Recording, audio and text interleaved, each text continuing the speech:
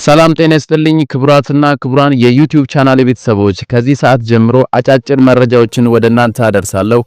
ሌሎች አዳዲስ መረጃዎች እንዲደርሳችሁ ከታች ይህን ቻናል ሰብስክራይብ በማድረግ እስከ መጨረሻው አብራችሁን ቆዩላለሁ። ኢትዮ ቴሌኮም በሁለት ዙር በ10.7 ሚሊዮን አክሲዮኖች 3.2 ቢሊዮን ብር የሚያወጣ አክሲዮኖችን መሸጡን በሰጠው መግለጫ አስታውቋል። በአክሲዮን ሽያጩ 47377 ኢትዮጵያውያን መሳተፋቸውን ኩባንያው ገልጿል። ኢትዮ ቴሌኮም ለሽያጭ ያቀረበው እያንዳንዳቸው 300 ብር ዋጋ ያላቸውን 100 ሚሊዮን መደበኛ አክሲዮኖች ሲሆኑ ኩባንያው ለኢትዮጵያውያን ይፋ ባደረገው የ10 በመቶ የአክሲዮን ሽያጭ ባንኮች፣ ትውልደ ኢትዮጵያውያንና የተለያዩ ተቋማት ለመሳተፍ ጥያቄ ማቅረባቸውንም የኩባንያው ስራ አስፈጻሚ ፍሬህይወት ታምሩ ተናግረዋል።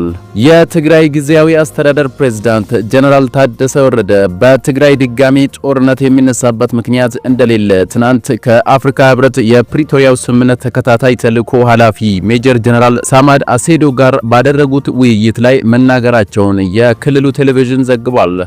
ጀነራል ታደሰ የትግራይ ጸጥታ ኃይሎች ለፕሪቶሪያው የግጭት ማቆም ስምምነት ተግባራዊነት ከፌደራል መንግስቱ ጋር በቅርበት እንደሚሰራ ለጀነራል አሴዶ እንዳረጋገጡላቸው ዘገባው ጠቅሷል። በአንዳንድ ወገኖች ዘንድ በትግራይ ሁለተኛ ጦርነት ሊቀሰቀስ ይችላል የሚል ስጋት እንደነበረ የተናገሩት ጀነራል ታደሰ የጊዜያዊ አስተዳደሩ ትኩረት በማገገም በመልሶ ግንባታና ተፈናቃዮችን በመመለስ ላይ ብቻ እንደሚሆን ለኃላፊው ነግሯቸዋል ተብሏል።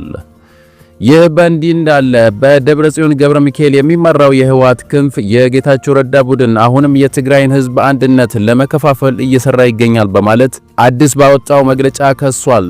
የደብረጽዮን ቡድን የጌታቸው ቡድን በመገናኛ ብዙሃን አማካኝነት በህወሓት ላይ የስም ማጥፋት ድርጊቶችን የሚያሰራጨው በጫና ወደ ስልጣን ለመመለስ በማሰብ ነው በማለት ወቅሷል።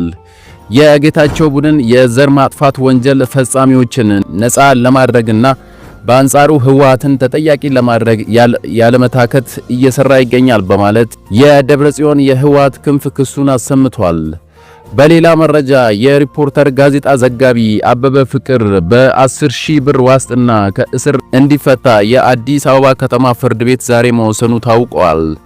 ፖሊስ ጋዜጠኛውን በቁጥጥር ስር ያዋልኩት ሁከትና ረብሻ ለመፍጠር ሲንቀሳቀስ ነው በማለት ለችሎቱ ማስረዳቱን ዘገባው ጠቅሷል። መርማሪ ፖሊስ ጋዜጠኛው ፍቃድ ሳይሰጠው ወይም ጋዜጠኛ መሆኑን ሳያሳውቅ በልደታ ክፍለ ከተማ አስተዳደር ግቢ ውስጥ ምስል ሲቀርጽና ፎቶ ሲያነሳ በመገኘቱ ጭምር እንዳሰረው ለችሎቱ ተናግሯል ተብሏል። ጋዜጠኛው በክፍለ ከተማው ስር በሚገኝ ፖሊስ ጣቢያ ውስጥ ታስሮ እንደቆየ ሪፖርተር ትናንት ዘግቦ ነበር።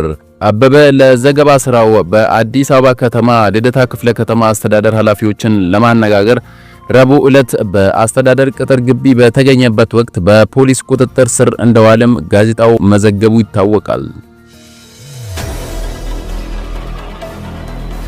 በመጨረሻም ከሩሲያ ከፍተኛ ጀነራሎች አንዱ የሆኑት ያሮስላቭ ሞስካሊክ ሞስኮ ውስጥ መኪና ላይ በተጠመደ ቦምብ ጥቃት መገደላቸው የሩሲያ መንግስት አረጋግጫለሁ ብሏል። ከፍተኛ የጦር መኮንኑ ሩሲያ ውስጥ በዩክሬናውያን ኢላማ ከተደረጉ ከፍተኛ የክሬምሊን አመራሮች አንዱ ናቸውም የተባለ ሲሆን በ4 ወራት ውስጥ ከፍተኛ የሩሲያ ጀነራል መኪና ላይ በተጠመደ ቦምብ በዋና ከተማዋ ሞስኮ ውስጥ ሲገደል ይህ ለሁለተኛ ጊዜ መሆኑ ነው። የአገሪቱ ብሔራዊ የስለላ ተቋም ቃል አቀባይ እንዳሉት የቦምብ ፍንዳታው የተፈጸመው ቤት ውስጥ በተሰራ ቦምብ መሆኑን አረጋግጫለሁ ብለዋል።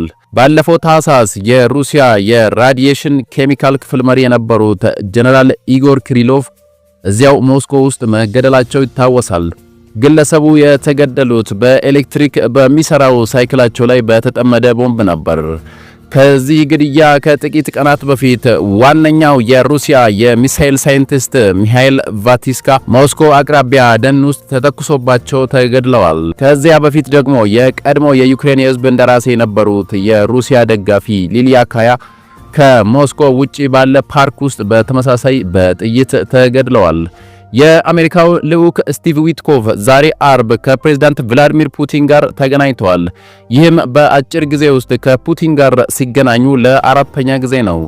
የሩሲያ የውጭ ጉዳይ ሚኒስትር ሰርጌይ ላቭሮቭ እንዳሉት ከዩክሬን ጋር የተኩስ አቁም ለመስማማት ዝግጁ ነን ብለዋል። ዲፕሎማሲያዊ ጥረቶች ቢቀጥሉም ሩሲያ በዩክሬን የምትፈጽመው ጥቃት ቀጥሏል። የዩናይትድ ኪንግደም ጠቅላይ ሚኒስትር ሰር ኪር ስታርመር ከሩሲያ ጋር የሰላም ስምምነት ለማድረግ ዩክሬን መወሰን አለባት ብለዋል።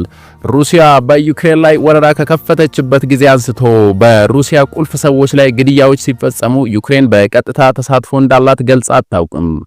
የያሮስላቭ ሞስካሊክ ግድያን በተመለከተ የአገሪቱ ብሔራዊ ስለላ ተቋም ቃል አቀባይ እንዳሉት ጀነራሉ በሚያሽከረክሯት ቮልስዋገን መኪናቸው ላይ የተጠመደ ቦምብ ፈንድቶ መገደላቸውን ገልጸዋል። አሜሪካ በሩሲያና በዩክሬን መካከል ስምምነት እንዲደረስ ጥረት እያደረገች ባለችበት ጊዜ የተፈጸመው ጥቃት የፕሬዝዳንት ትራምፕ ልዩ መልእክተኛ ሞስኮ ውስጥ ሳሉ ነው። የተኩስ አቁም በሚደረግበት ወቅት የኪየቭ ከንቲባ ቪታሊ ክሊችኮ ዩክሬን ለሰላም ስምምነት ሲባል ግዛቷን ለማጣት ዝግጁ መሆን አለባት ብለዋል። የፕሬዝዳንት ቮሎዲሚር ዜሌንስኪ አማካሪ ሸሪ ሌሼንኮ በበኩላቸው መጀመሪያ የተኩስ አቁም ስምምነት ላይ ተደርሶ በቀጣይ ንግግሮች ይቀጥላሉ ብለዋል።